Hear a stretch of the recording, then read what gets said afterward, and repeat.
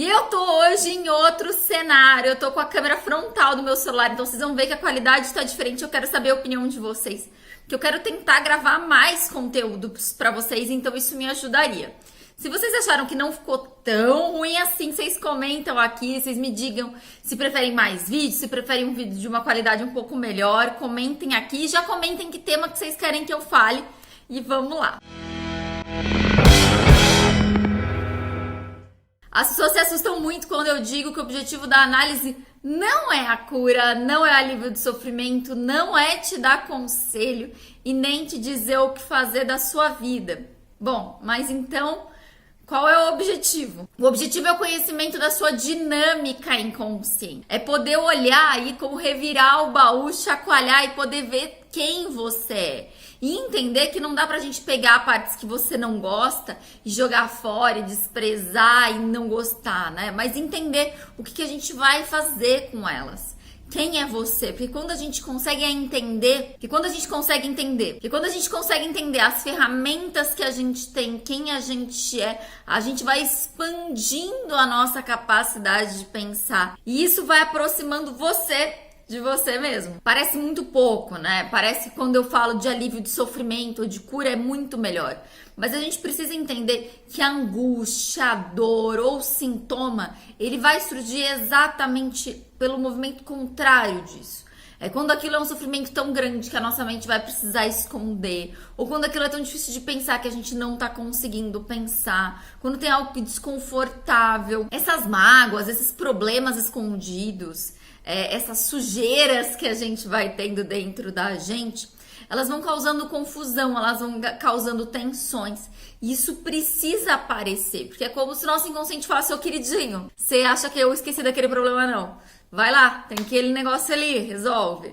Ou tipo, então, você não gosta daquilo ali, mas... Então isso vai gerando sintomas, vai gerando essa tristeza que você não sabe da onde, essa angústia que você não sabe da onde, né? Então, quanto mais a gente pode conhecer, integrar, olhar para essas partes, entender mais quem a gente se apropriar da nossa história, de quem a gente é, menos isso vai aparecer de forma desconfortável. Porque quando a gente vive isso em análise, a gente vai falar sobre essa parte, sobre essa confusão, sobre essa memória, sobre isso que tá ali borbulhando. A gente vai poder reviver junto com alguém que tem mais ferramentas, que pode emprestar o aparelho mental dele pra gente pensar aquele pensamento. E vai fazer com que a gente possa lidar melhor com isso. Ele não precisa dizer o que fazer. Ele te empresta essa ferramenta e você vai aprender o que fazer com a sua vida. Você vai entender como ser melhor você mesmo, como agir melhor com a sua vida. Mas é uma coisa que você faz, né? Mas você aprende por estar vivendo essa experiência, por estar vivendo essas memórias junto com esse profissional que já tem uma bagagem que é outra. E eu brinco que a responsabilidade do analista é a de resistir a curar o paciente. Porque quando o paciente vem com muita angústia, com muito sofrimento, gente, a gente tem a maior vontade de falar: faz isso, resolve desse jeito, vai por aqui. E dá muita vontade, vocês não têm noção. Mas quando a gente resiste o ímpeto de curar, de dar o remédio, de resolver logo, a gente está assumindo a responsabilidade com ele, de ajudar ele a se curar, de ajudar ele a crescer. Porque se eu não faço isso, ele fica dependente de mim.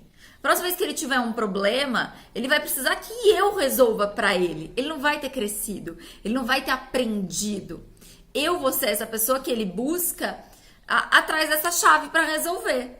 Né? E o nosso objetivo é o contrário, né? Ele precisa curar a si mesmo. Porque assim ele vai aumentar a independência dele, a criatividade, as habilidades, as formas de resolução de problema. Por isso que eu falo que ele amplia a sua forma de pensar quando a gente resiste a curar de maneira rápida. Além do fato de que psicólogos não deveriam dar conselhos de maneira nenhuma, né? Porque não é ele que está vivendo. E não é simples, como se todo mundo devesse fazer aquilo da mesma forma, como se existisse uma cartilha, uma planilha, né? De qual é o comportamento certo, qual é o comportamento adequado. Como se existisse uma lista de conselhos que a gente olha lá e fala: este é o conselho para você, né? Eu tô dizendo, quando eu dou um conselho simplista para o meu paciente, que ele é incapaz de resolver sozinho. Ele vai ficando menor. Eu vou dizendo para ele do quanto aquilo é bobo, quando aquilo é simples, ó, é só fazer isso. E na verdade não, eu não tenho a noção da complexidade. Eu não tenho a noção do que é viver isso. Porque eu posso ter estudado muito sobre luto. Eu posso ter visto 1 milhão de pessoas passarem pelo luto. Eu não sei como é você passando pelo luto, ou pela separação, ou por uma crise no relacionamento, ou no trabalho. Eu não sei como é isso pra você, né? Eu não sei como é isso na sua pele, na sua vivência, no seu corpo, né? As questões são individuais, né? Quando eu falo de um conselho, parece uma blogueira que vai dizer qualquer coisa, né? E é irresponsável, porque cada um sente, pensa, vive essas coisas de uma maneira muito particular, né? Então eu posso te ajudar a pensar, mas os elementos têm que ser dele, né? Até porque a responsabilidade pela ação precisa ser do paciente, porque é ele que vai lidar com as consequências, não é o psicólogo. O psicólogo tá ali resguardado, vai ver o paciente daqui a uma semana, né? Quem faz análise mais frequente, né, vai ver daqui 2, 3 dias. Quem vai ficar lá com a bucha é o paciente. Então ele precisa ter ferramentas, porque e se acontecer alguma coisa nesse tempo? Ele que vai ter que resolver. E uma outra coisa que eu acho complicada é que quando o psicólogo e o psicanalista compram essa ideia da cura, do vamos resolver rápido, que eu vejo que tem um monte de gente fazendo caquinha por aí, né? É como se a gente tivesse medo do problema. É como se eu falasse... É como se eu tivesse medo do problema, mais medo do problema do que meu paciente. E dizer pra ele, olha, aqui eu não tolero angústia, aqui eu não tolero tristeza, aqui é só alegria, vamos ser amigão, vamos resolver isso aqui, ó, rápido. Mas a análise tem que ser o lugar da coragem, da gente poder olhar, de poder aguentar aquela dor horrível e aquela dor que não termina, porque às vezes demora. Né? Às vezes os problemas se grudam um no outro e a gente vai ter uma fase enorme de sofrimento, né? Então esse profissional precisa ter uma capacidade interna de aguentar essa dor, essa angústia, de poder falar da tristeza, da meleca, da sujeira, de poder remexer, né? Porque se a gente entrar nessa coisa de ai, eu quero ir resolver, porque a minha ansiedade, ó, eu fui na ciclana, 15 dias, um mês tava bom. Então, né? Vamos ver daqui a um tempo, aparece de novo. Porque não houve desenvolvimento. O desenvolvimento é longo. E por isso que a gente precisa que o lugar da terapia seja o lugar de aguentar esse sofrimento. Porque na vida, a gente tem dificuldade de continuar reclamando da mesma coisa pro amigo, reclamar da mesma coisa pro marido, reclamar da mesma coisa pro chefe. E quem que vai poder suportar isso com você? Tem que ser esse lugar do psicólogo. De suportar a dor. Se ele não consegue... ele tá na profissão errada. E antes de procurar uma solução pro problema, é uma busca por você mesmo. Pera, que esse lado seu e esse outro lado e essa característica, isso aqui que você pensou. Porque quando a gente vai olhando pra isso e a gente vai tirando esses mecanismos de defesa, essas fantasias que a gente tem sobre nós mesmos ou sobre as situações, que a gente vai entendendo que talvez não precise ser aquilo que a gente esperava. E a gente vai entendendo esse lugar que eu ocupo na sociedade, que eu ocupo na minha família, os papéis que eu ocupo, os pensamentos que surgem junto com isso, que o problema traz à tona. Quando eu vou olhando para isso, a coisa vai ficando muito maior, muito mais complexa.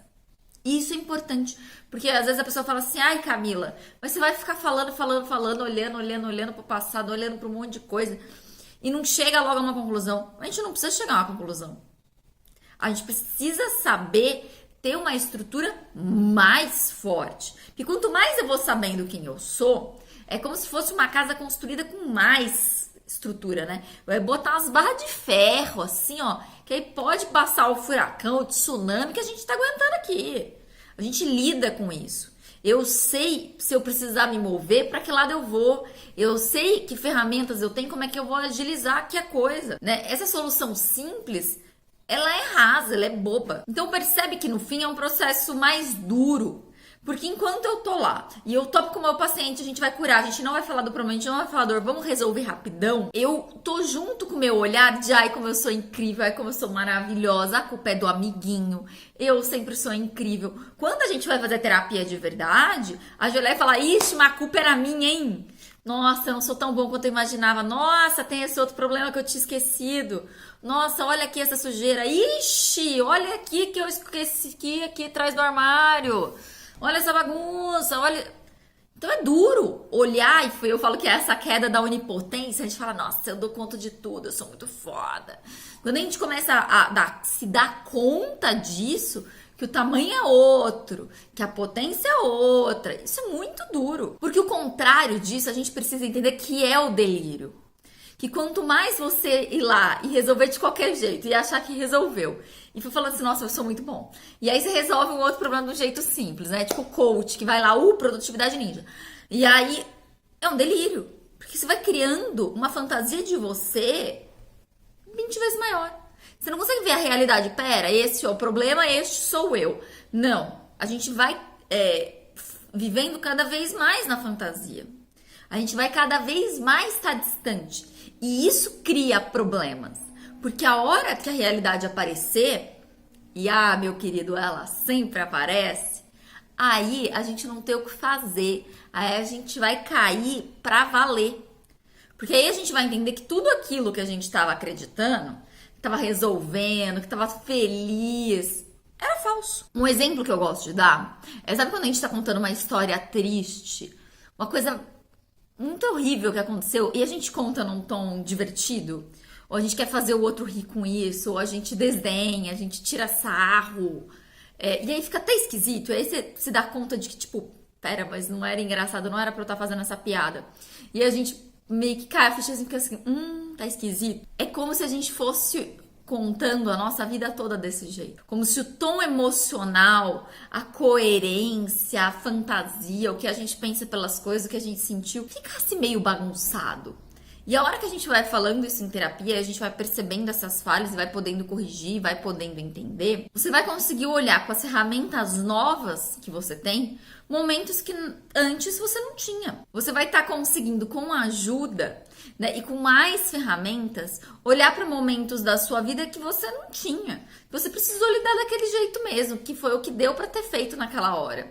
Mas e agora? Agora, né, se você vai para terapia, eu brinco do jeito que é para ir, você vai com coragem, você vai para estourar a bolha, você vai para conseguir olhar para isso. E por isso que eu gosto de dizer isso assim, que ir para terapia é difícil. E se você tá aí falando, nossa, Camila, doeu, eu saio mais magoada, eu saio angustiada, eu fico pensando nisso, eu vou te dizer que bom. Sinal que você tá fazendo a terapia direitinho. Então me conta se ficou muito ruim esse formato, que eu quero saber. Um beijo e tchau!